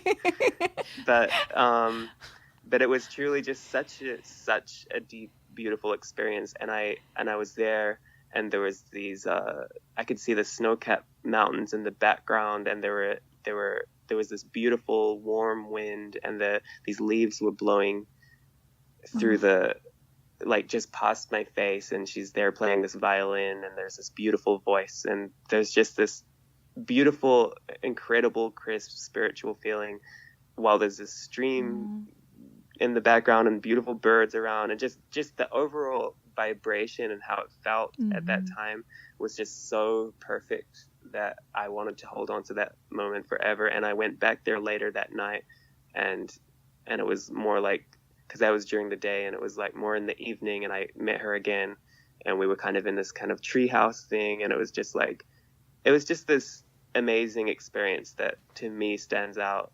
I mean, every single time that I've ever been there stands out, really. The very first time I ever visited it is a very standout moment for me, just walking up these great rolling hills and seeing this rock there, and then seeing this creature, this very short creature, just playing this guitar and introducing me to their realm. I mean, these are all very magical things that stick with you. Like, you can't get them out of your head. They're just absolutely divine to experience.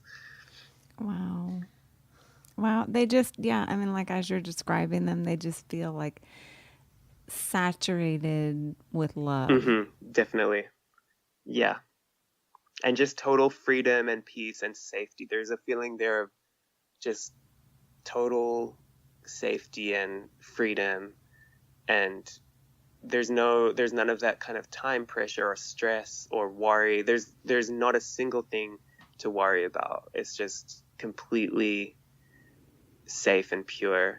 And like I think I said to you over one of the messages, that there's no fences. It's not some, and it's amazing how when you take away fences, like even if we just did that here on this planet, you'd be amazed at how different the vibration would feel. It's just that one thing on its own, you know. Just so inclusive instantaneously, right? Yeah. Yeah.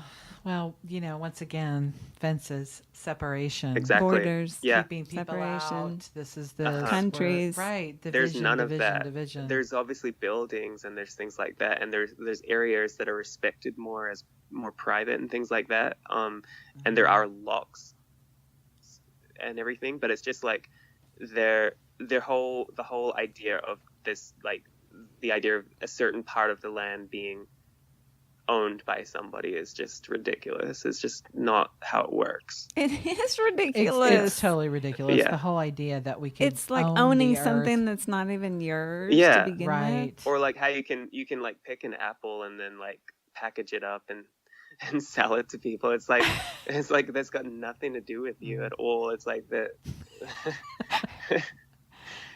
It's for everybody.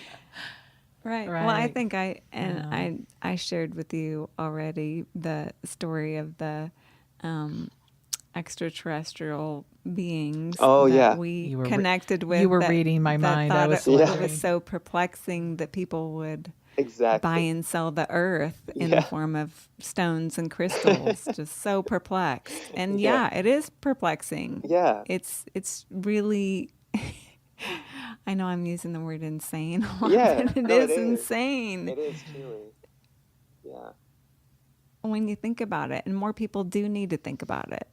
I mean, they need to wake up and think about those things instead of just accepting this as normal and reality. Exactly. So within the fairy realm, do they have higher forms of what we would perceive to be technology? Like, how do they illuminate in the dark? That's a great question. What are they doing? Is it vastly different, or is it like just, how higher extraterrestrial being, you're using technology in a way that we cannot truly conceive of? So, the earthly element, like how I was saying before, how I believe in the same dimension, there are some beings that are on other planets that could be compared to fairies, and those are what we think of as extraterrestrials.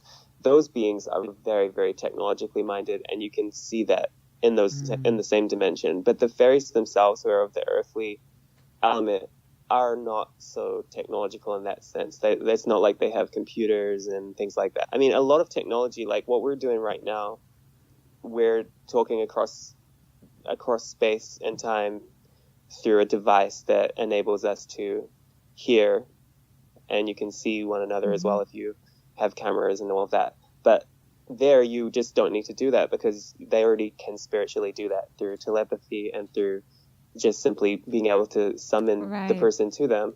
And so it's like there's a lot of things that we use technology for that are actually just extensions of what our consciousness is able to do if we were more spiritually advanced. And so there's a lot, they're really, like, again, even if you think of technology in the form of transport or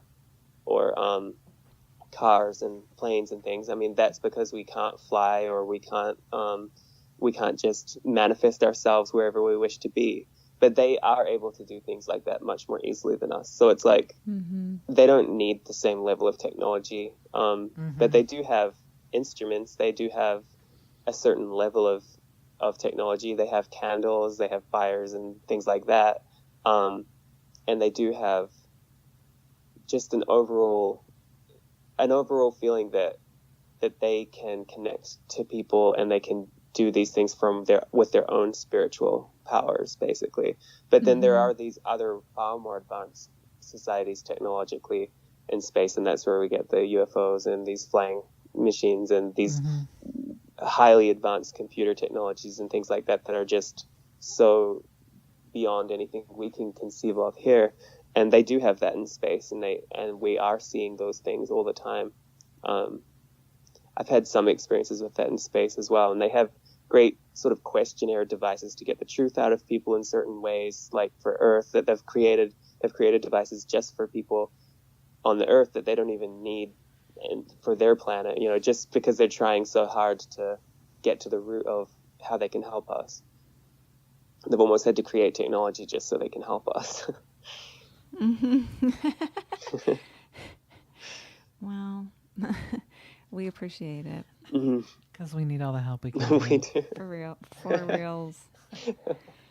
Well, speaking of extraterrestrial beings, you are also a channeler, which, I mean, we did not know I mean, that I at would the consider beginning. you going to Faeryland and bringing back information as channeling. I mean, in and of itself, and visiting other realms. I mean, I believe that is channeling. But I guess we didn't really know that you actually channeled. I didn't really realize it until you sent me the channeled information from the Andromedans. And so what is your process as a channeler? Would you describe yourself as a trance channeler or conscious channeler? I mean, how is your unique process of getting information or having information channeled through you? I've experimented with a lot of different types. So I there was a time when I was allowing spirits to directly use my vocal cords to speak through me, and I realized that it was a very dangerous thing to do. And it's very similar to people that go through vocal cord paralysis and things like that. There's damage that can come from it, and it's a very unsettling thing to experience, because you will just be talking and then suddenly you can't talk anymore, and you stop breathing, and then while you're breathing you hear this raspy, whispery voice speaking through your own vocal cords. And when that happens, it's extremely unsettling, and you feel completely out of control, and it's very scary. And I was experimenting with that for a while in 2014 when I was very connected to spirits, and that's when I discovered the spirit trumpet, which is like a device that they used in the 1800s, especially for having, it was basically just to provide the spirits with an ability to amplify to be able to speak through it. It's like a big spirit trumpet thing. I don't know if you've seen them, but they were used in a lot of. No. Yeah, you can look them up. They're kind of like a thing that folds out, and it's just like the spirits can speak through them. And it just enables them to, because basically spirits, they need some form of medium to speak through. And there's a lot of witchcraft texts and stuff that talk about how they've been able to speak through corpses, or they need some kind of vessel to do it. They can't easily speak otherwise. And so people can open themselves up to that. And I think that that's a more dangerous thing to do. So I only experimented with that for a very short time, and then I realized it was not something that I should do. And I started trying to do it in my sleep and everything, and it was just very unsettling. So then I started to experiment more with the channeling of in deep trances, and that's probably the main way that I do it, because I can go into these very deep trance states for about an hour at a time, and I go there and I meet beings, and they just tell me things, and I'm able to write those things down, and I'm able to kind of walk this line where I can kind of open my eyes, write it down, close my eyes, and just like be straight away back there in all its tangible reality, and then do that repeatedly until I've channeled things. And then what I did with the Wow. Andromedans, that was a whole new experience altogether, where they just basically just came to me and channeled through that information while I was just like lying there in bed, and I would just close my eyes, and then I would just feel them and hear them and see them before me, and they would just speak, and then I would just write it out. So it was just a very natural process. And I've also done a lot of automatic writing processes as well, where you just write and write and write until you just go into a trance and you don't know what you're writing anymore, and then you end up channeling a lot of stuff that way too. So yeah, and I've just tried a lot of different ways, and I think I prefer mostly going into a trance. Wow. So how do you do your trance work? Do you get into a deep meditative state first? I actually just use music to do it, and I listen to a lot of trance music, and it's kind of funny because people always hear people say, "Oh, there's like trance music," but very few people that hear that even think that the music is literally designed to put you into a trance. Trance dance. And I know they just think it's like you just dance to it, or it's just like something that you just enjoy, or it's like repetitive, this kick drum that's just but it's like that there is designed, like really good psychedelic trance music is designed to put you into a deep trance, to create hallucination type experiences where you're seeing things, and it's kind of like a drug that.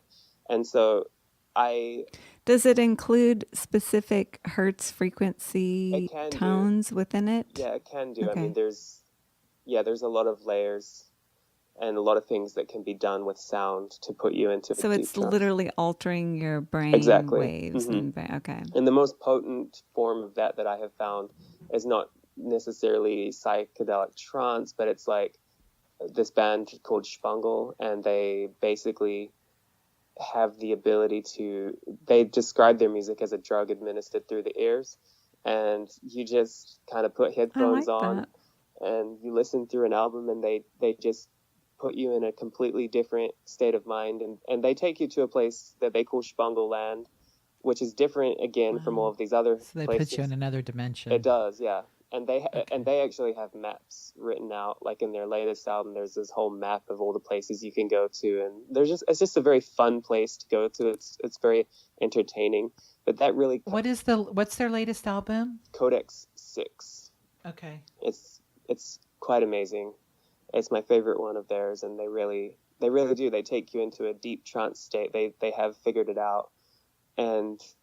Wow. Yeah, and just when you listen with headphones, it can really put you in these other realms, and they take you on this whole guided tour of other planets and things in that album. It's a very amazing thing to experience.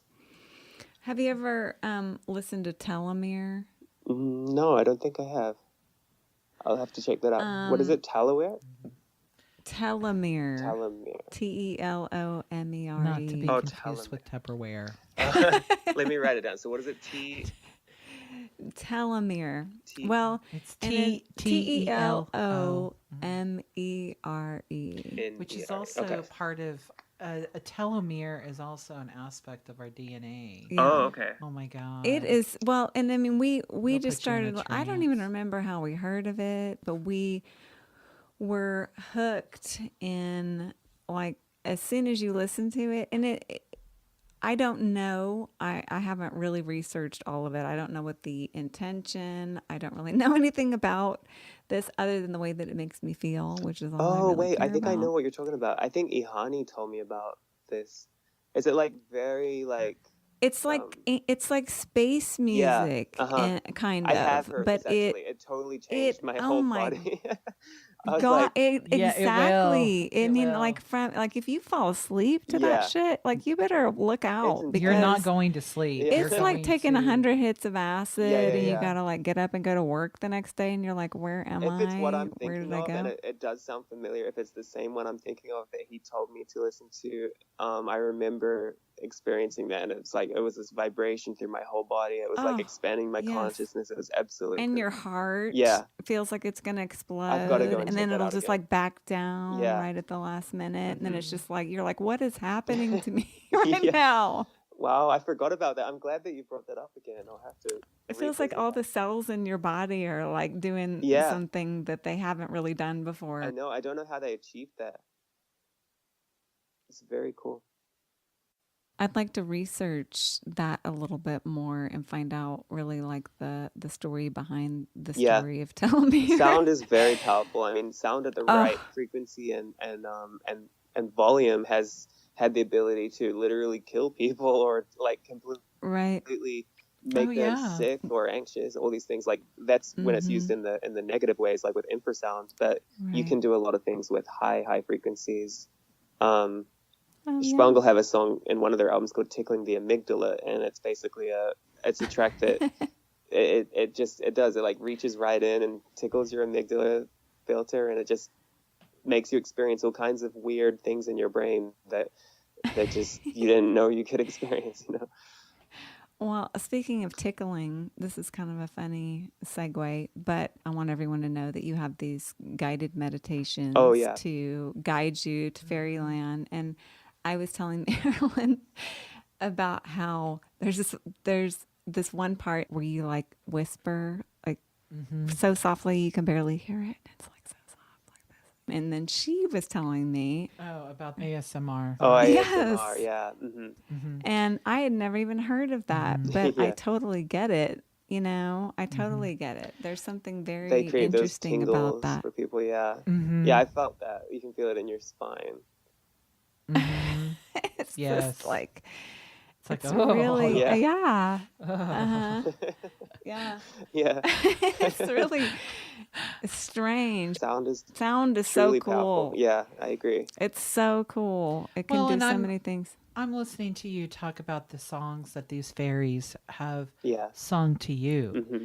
and how music and that vibrational frequency, just as you've described today, how that has like the feeling states that it evokes. It's almost like it transcends Yeah, being able to describe it with words. exactly. Yeah.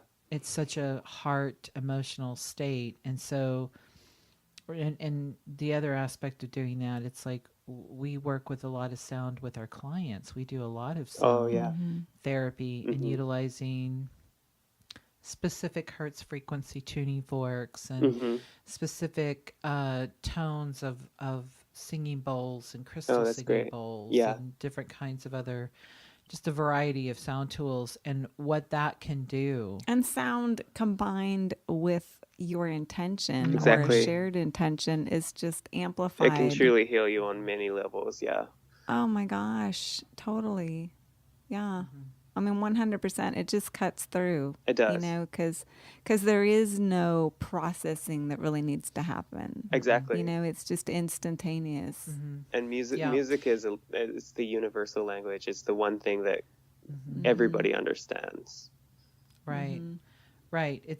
Right. It's a tonal vocabulary Hmm. that it's on a whole other level. Yeah. And people they just don't always, make those connections. But people are beginning to make that connection Hmm. and bringing that in. That's why you see so many people offering group sound Hmm. healing sessions, sound, come and get bathed in the gongs and Yeah. do these Mhm. different things. And then of course with music and with bands like Spangle that are doing very intentionally created works of art Hmm. that are assisting people to getting into these other states of Yeah. awareness. Exactly. You know. Hmm. Hmm.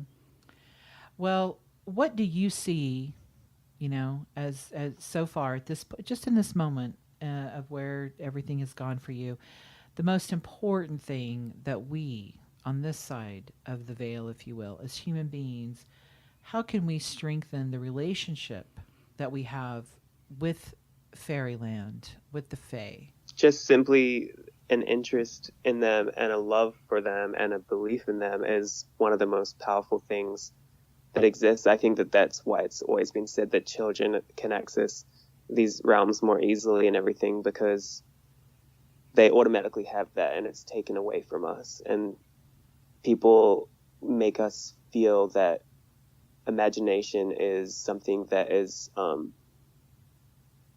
just something that you just kind of have to kind of have a fantasy world, or that it's not real. And I think that if people understood that imagination is actually a form of clairvoyance, and that you can tune into it and actually look at what's appearing in your mind and ask yourself, why is this face, or why is this vision of something, why did that come into my head just now? Where is that from? And you try and discover its origins and where it actually came from.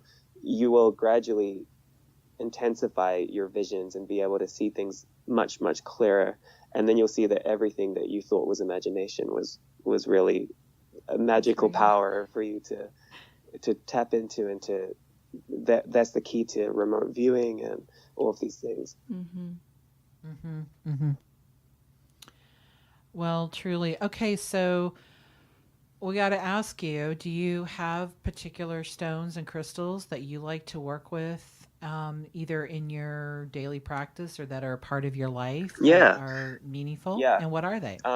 Amethyst is my favorite crystal, because it's my birthstone for one thing, but I didn't know it was my birthstone actually before I decided it was my favorite. I actually went to a crystal store. I didn't really get into crystals until maybe 5 or 6 years ago, and I just I went into a crystal store and I was getting some crystals that I'd been recommended to get in a dream,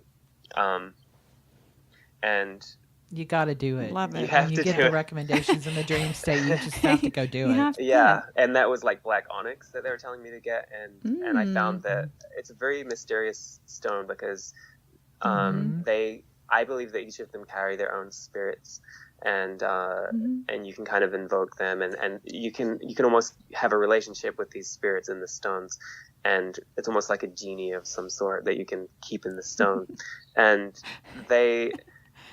I mean, when you look it up, there's some cultures that believe that the spirit, that the stone black onyx has a demon inside of it that will come out and create nightmares, and then other cultures believe that there's a spirit inside of it that comes to take away nightmares and protect you from demons. So it's like this very contradictory stone where a lot of people think, well, there's a spirit in it, and then it's also a protection against spirits. So it's like very weird. So I thought I would just get it and see for myself, and I found it to be a very positive thing, and it helped me to really connect to spirits. And another so I kind of went off on a tangent. Then what happened, I went to get that stone, and I gave them more money than what the crystal was worth, and I said to them to keep that money, and then as a thank you for that, they pulled out a kind of little secret box that they had, and then they said, pick one of these crystals, for yourself, whichever one calls to you. And I picked out the smallest one, which turned out to be an amethyst, which I didn't even know at the time. And that tiny little crystal was the most powerful and calming thing that I had, and it was and it just made me really, really fall in love with amethyst a lot. But as far as connecting to the spirit realm, there's a great stone, again, when they're small, they're still really powerful as small stones. Merlinite is absolutely incredible. When you pick it up and hold it, which I only discovered, I think, like last year, I found some at a crystal show, and like you pick it up and instantly you feel electricity just zapping through your hand, and you start seeing in between lines. You look around and you can start seeing like energy lines everywhere, and just weird sort of zapping energies everywhere. I guess that, I don't know why, maybe that's why it's called Merlinite, being like a wizard, but I don't know. It's very, very, very powerful to experience. And I also love rose quartz, and I think calcite crystals have helped a lot to connect to the fairies. as well. I love calcite. I can see that. Calcite has a very divine feminine. Yeah.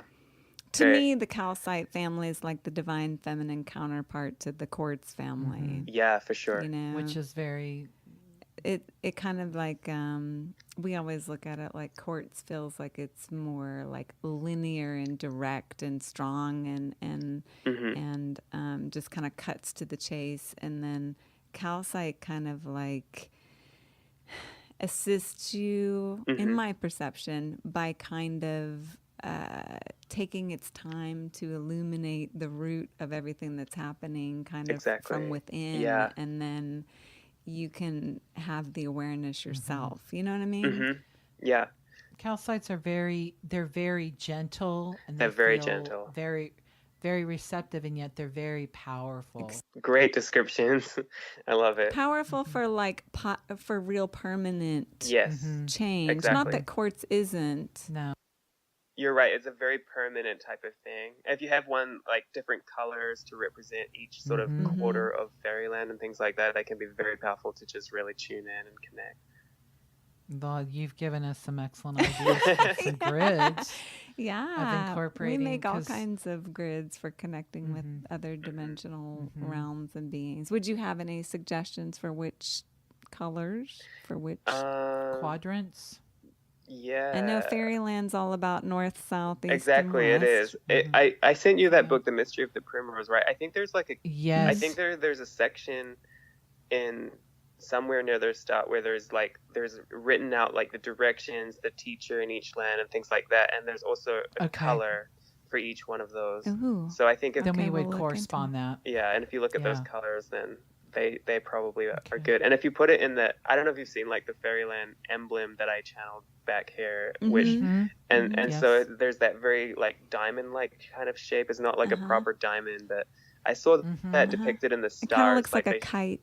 Yeah, exactly, like a kite. So if you put them in that kind of shape as well, that can be like around your body, and you're sort of center. You're sitting in the center. Yeah. Done. Put one all around our cottage here. And if you're also holding a red stone while you do that too, that's great, because there is that fifth central secret city which is in the center of it all, which is really where you are. You become that, and that's the heart space. That's where you enter and exit from. That's so beautiful. I love it.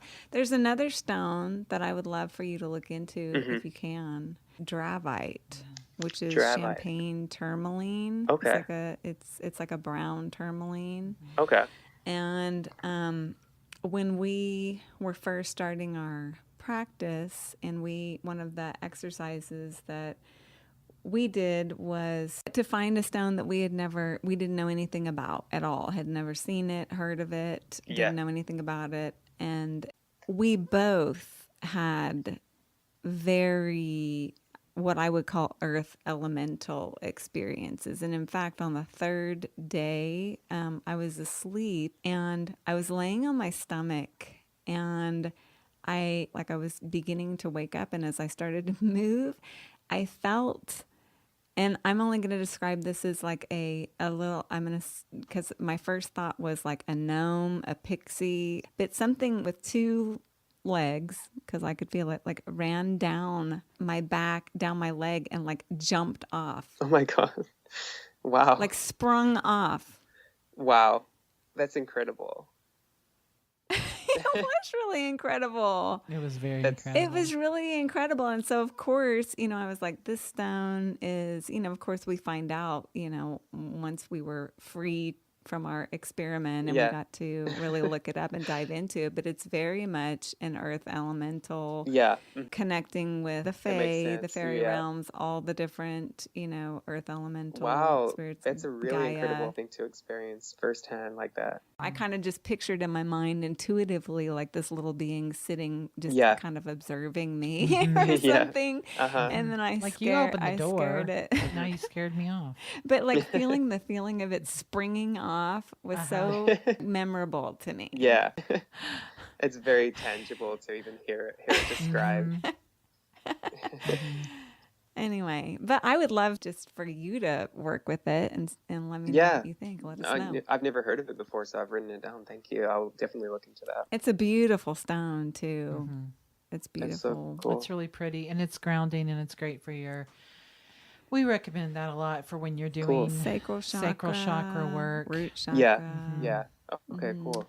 That's good. Yeah, and it's a wonderful mineral to use and work I am with. really focused on those chakras right now, so that is that's good. I will look into that. Well, good. it'll be perfect for you. It will be. Okay, so our listeners are going to want to like keep up with you and what you're doing and how Is there you're doing anything it. you want to promote? I would say definitely check out and subscribe to my YouTube channel, which is if you just search Jeremy Garner, you probably will find the videos. Or we are going to have the link up in our show notes. Okay, so cool. everybody who's listening to this podcast is going to be able to go there and click on it and go directly to your sure, your YouTube channel. So there's also, if you are on Facebook, I also have a group on there called Guide to Faeryland Courses, and that's kind of where there's real-time updates as I do release videos or as I come up with more information to put out, or if I do interviews with people, whatever, I'll always post things in that group. So that's a good way of like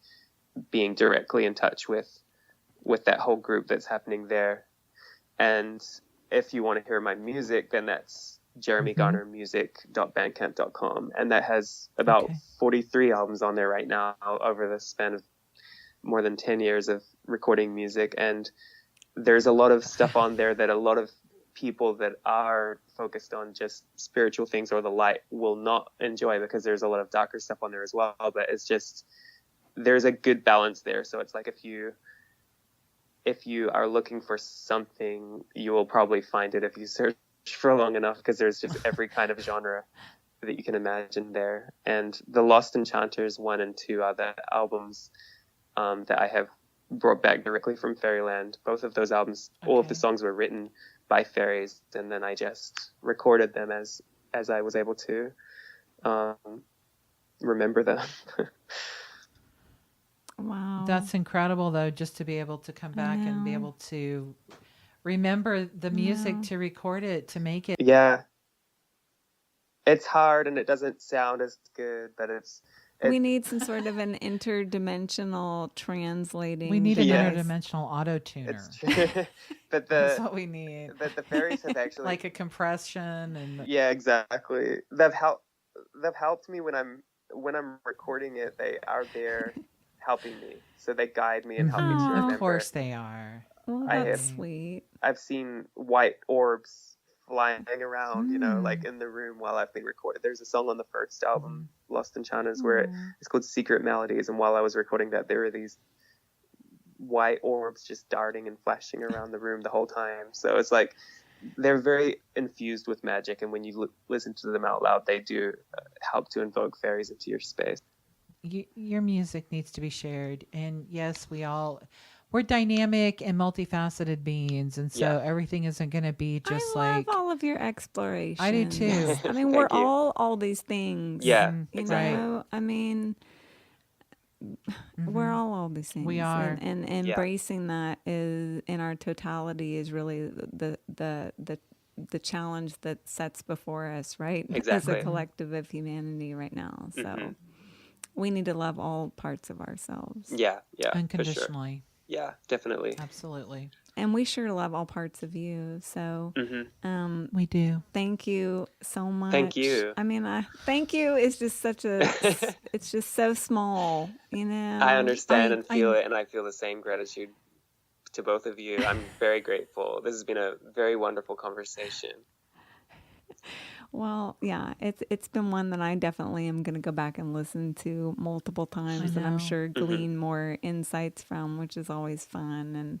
And anyway, we just love you. We are here supporting you every step of the way. Thank you. So much love to both of you as well. Thank you, Jeremy. We love you. Thank you.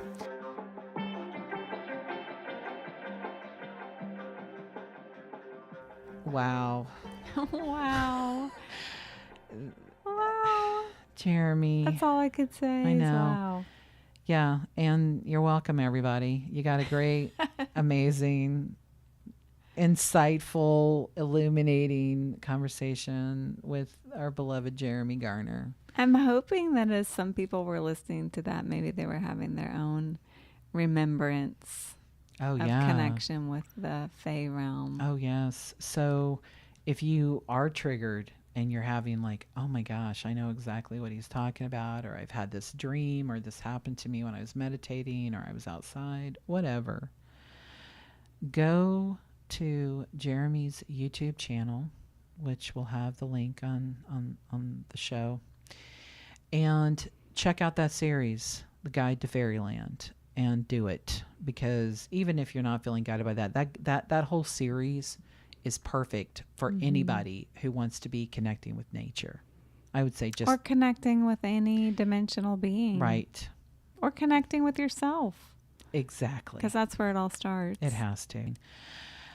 Well, you know, we love you guys and are grateful, and our hearts are always full of love and gratitude for each and every one of you for listening.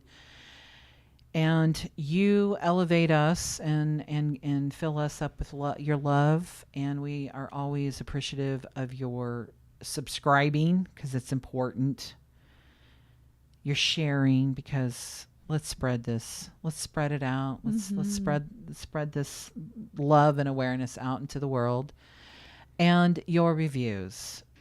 Yeah, and thank you guys, because every time that we have an idea for a podcast, we get so excited and we get to do our own further research and explorations and have all these cool conversations. And then we reach out to all these cool people, and it's just a win-win-win all the way around for everybody. And it's beautiful. So thank you. Yes, indeed. Thank you. And if you haven't already, we have created our own Be the Light Podcast Instagram account. So you can find us at Be the Light Podcast on Instagram and keep up with the show. And we'll have all kinds of fun things on there for you to see. Production assistance for the Be the Light podcast is provided by Freak Lab. Our amazing theme music was lovingly created by Frequency Jones. Visit our website, BeTheLightRocks.com.